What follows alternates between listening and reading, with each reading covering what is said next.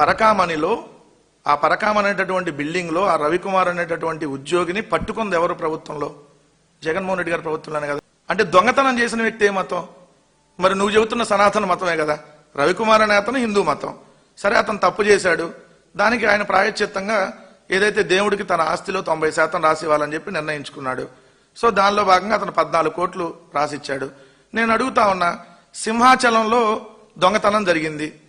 సింహాచలంలో దొంగతనం చేసిన వాళ్ళకి మీరు ఏమైనా ఉరేశారా? యావజ్జీవ శిక్ష ఏమైనా నేర్పించారా? అహోబిలంలో దొంగతనం చేశారు, యావజ్జీవ శిక్ష ఏమైనా నేర్పించారా? ఆస్తులు ఏమైనా రాపించారా? అదేవిధంగా మొన్న ఏదైతే డైరెక్ట్ గా మీ ప్రభుత్వంలో ఈవో కదిరిలో 5 లక్షల రూపాయలు ఏదైతే వెండి వస్తువులని దొంగతనం చేశాడు. మరి ఏం చేశారు మీరు?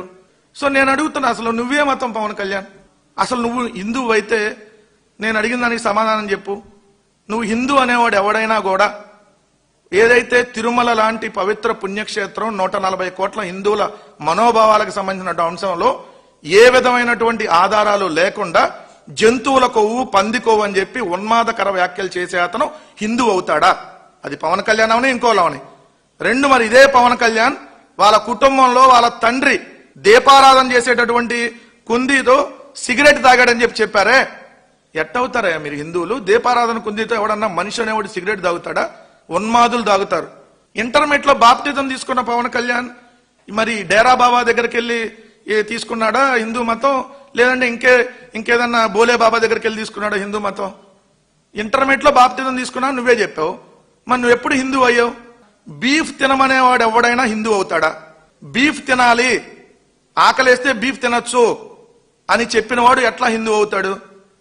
సరే, నువ్వు హిందువు కదా, నేను హిందూనే, నేను కూడా వెంకటేశ్వర స్వామికి తలనీలాలు ఇచ్చా అనేక సార్లు. నువ్వు ఇప్పటివరకు ఒకసారి ఇచ్చావా? మరి ఇవ్వాలి కదా. వాళ్ళెవరో నీకు తలనీలాలు తీసుకున్నారనేది ఏదో వచ్చింది, నేను అంటల్లా, అది అనంతపురంలోనే ఎక్కడో. కానీ నువ్వు వెంకటేశ్వర స్వామికి తలనీళ్ళు ఇవ్వాలి కదా, అప్పుడు కదా నువ్వు హిందూ అయ్యేది.